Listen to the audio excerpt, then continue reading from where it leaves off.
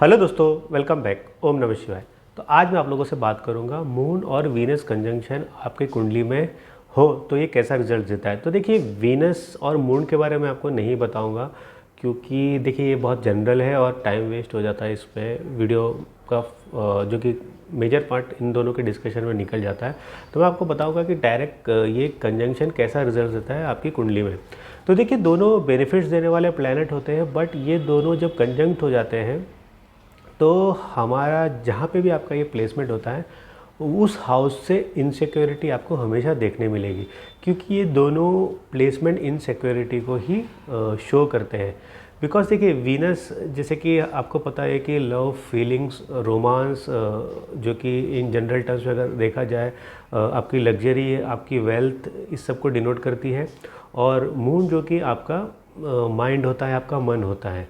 तो मन चंचल होता है और मन चंचल होने की वजह से कभी भी स्थायी नहीं होता।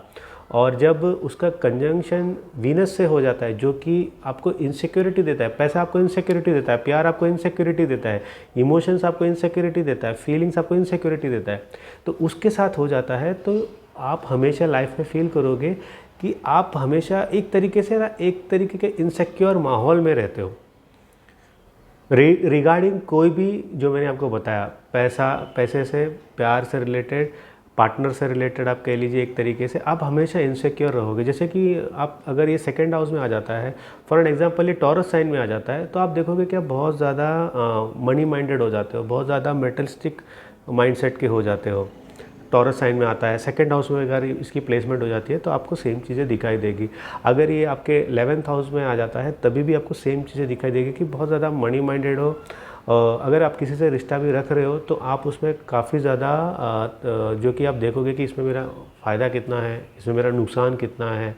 तो बहुत ज़्यादा प्रैक्टिकलिटी आ जाती है इन रिगार्ड्स टू रिलेशनशिप में भी, क्योंकि देखिए रिलेशनशिप में प्रैक्टिकलिटी ज़रूरी होती है, उतना ही इमोशन भी ज़रूरी हो जाता है। बट यहाँ पे क्या हो जाता है, काफ़ी टाइम पे प्रैक्टिकलिटी ओवर ड्राइव कर देती है और आप इमोशन उतना चेक नहीं कर पाते हो। तो यहाँ पे ओवर ड्राइव ऑफ, क्योंकि ये मैं 11th एंड सेकेंड हाउस की बात कर रहा हूँ, और अगर टॉरस साइन में होता है तब उस चीज़ की बात कर रहा हूँ। जैसे कि अगर लैंड साइन ही पकड़ लो, अगर ये कैप्रिकॉर्न में भी होता है तभी भी आप ये चीज़ें देखोगे।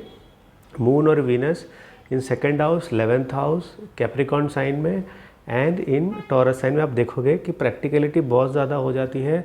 हमेशा आपको ये रहता है कि अगर मैं कोई रिलेशनशिप में जा रहा हूँ या जा रही हूँ तो उसमें मैं फाइनेंशियली सिक्योर रहूँ, या तो फिर फाइनेंशियल स्टेटस मेरा हमेशा बढ़ता रहे, ग्रो होता रहे। ये सारे कैलकुलेशन के साथ ही पर्सन जो कि रिलेशनशिप में जाता है। और जब ये और काफ़ी ज़्यादा आदमी को मेटरिस्टिक भी बना देता है ये दोनों कंजंक्शन।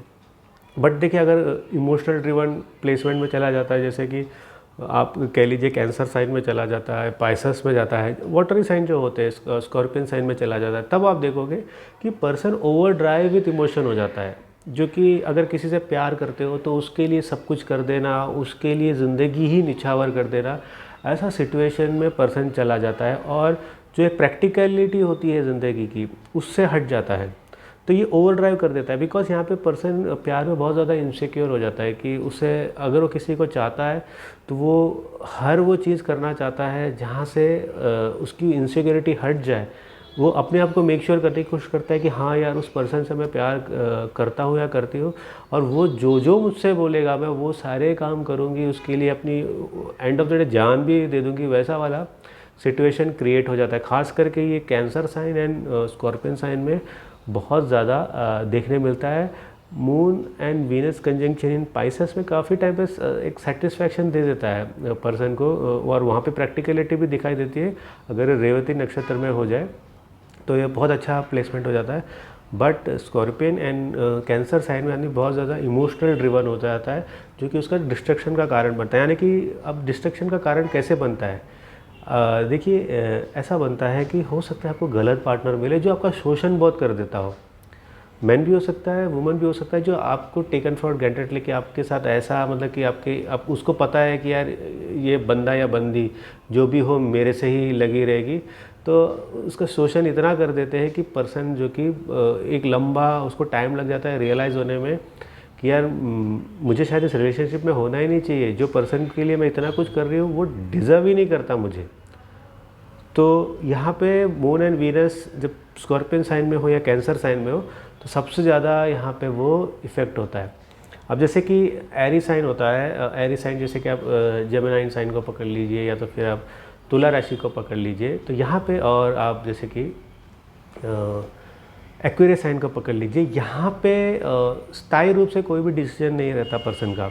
जब वीनस एंड मून कंजंक्शन आपके एयर साइन में होता है तो स्थायी रूप से कोई भी आपका फैसला स्थिर नहीं रहता। यानी कि आज अगर मैं किसी को प्रपोज कर दूँ और उसके साथ मैं बोलूँ कि यार हाँ हाँ हाँ हम ऐसी ऐसी ज़िंदगी जिएंगे, सारा कुछ करेंगे, बट सिचुएशन के हिसाब से शायद मैं बोलूँ यार अब शायद मुझे इस रिलेशनशिप में नहीं रहना, मुझे सारा गेंस नहीं दिख रहे, या मैं खुद ज़्यादा बहुत इनसिक्योर हो गया इस रिलेशनशिप को लेके चलने में, उस वजह से शायद मैं वर्कआउट कर लूँगा, और पर्सन खुद ही वर्कआउट कर लेता है रिलेशनशिप में। तो यहाँ पे स्टेबिलिटी नहीं आ पाती काफ़ी टाइम पे, क्योंकि देखिए दोनों सॉफ्ट प्लेनेट है और इमोशन ड्रिवन है। तो इमोशन ड्रिवन टूवर्ड्स मटेरियलिस्टिक भी हो सकता है, जैसे आपने लैंड साइन में देखा, emotion towards feelings and love बहुत ज़्यादा हो जाता है, जो कि सेल्फ डिस्ट्रक्शन का काम करता है, जो वाटर साइन में आपने देखा। एयर साइन में एक तरीके की स्टेबिलिटी लाने में टाइम लग जाता है लाइफ में, रिगार्डिंग जॉब, रिगार्डिंग मनी, क्योंकि यहाँ पे देखिए देखा गया कि जब एयर साइन में होता है तो पर्सन बहुत ज़्यादा स्पेंड कर देता है, अननेसेसरी स्पेंडिंग कर देता है, इतना खर्चा कर देता है, इवन ट्रैवलिंग में, अच्छे खाने में। अगर फर्स्ट हाउस में आ रहा हो, जैसे कि मून वीनस कंजंक्शन आपके तुला राशि में आ जाता है फर्स्ट हाउस में, तो आप देखोगे कि अपने ऊपर बहुत आप खर्चा कर देते हो, अननेसेसरी खर्चा कर देते हो, ब्रांड से रिलेटेड खर्चा कर देते हो। अब ब्रांड से रिलेटेड खर्चे के लिए सन का भी जो कि आपके एस्पेक्ट या साथ में बैठ जाना चाहिए। अदरवाइज़ ये कंजंक्शन बहुत ज़्यादा स्पेंडिंग कराने वाला कंजंक्शन होता है। जैसे अगर सेकंड हाउस में ये बैठ जाता है, या ट्वेल्थ हाउस इस कंजंक्शन के लिए बहुत डेंजरस है मेरे हिसाब से, क्योंकि ये यहाँ पे आपको बहुत ज़्यादा स्पेंडिंग करा देता है, अननेसेसरी स्पेंडिंग करा देता है, और आपको खुद रियलाइज़ नहीं होता। जैसे कि एक मैंने कुंडली देखी थी, वहाँ पे एक पर्सन का था, अच्छा वेल टू डू फैमिली का लड़का था, आई थिंक उसकी एज अराउंड मिड 30s का था।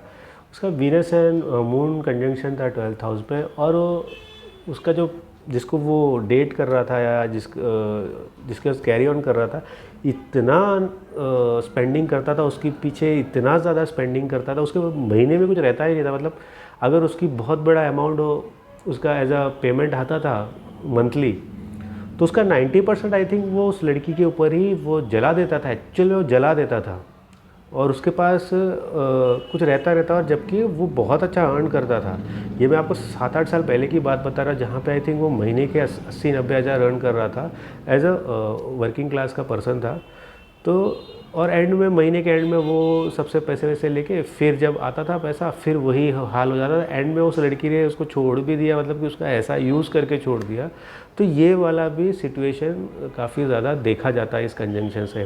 तो इस कंजंक्शन देखिए अगर 9th हाउस में रहता है तो ठीक है, अगर ये कंजंक्शन कोई अच्छे स्ट्रॉन्ग जगह पे रहता है तब काफ़ी ज़्यादा ठीक है। देखिए टॉरस साइन में इस कंजंक्शन का होना ठीक है मेरे हिसाब से, अगर वो 2nd और 11th में ना हो, जहाँ पे वो बहुत ज़्यादा प्रैक्टिकल हो जाता है। वो 9th हाउस 5th हाउस में रहेगा, इमोशन एंड प्रैक्टिकलिटी को दोनों को लेके चलेगा। तो ये था वीनस एंड मून कंजंक्शन। अगर आपकी कुंडली में जहाँ पे भी हो, आप भी अपनी राय मुझे कमेंट्स पे दे सकते हैं। तो अगली वीडियो तक मुझे इजाज़त दीजिए, बाय।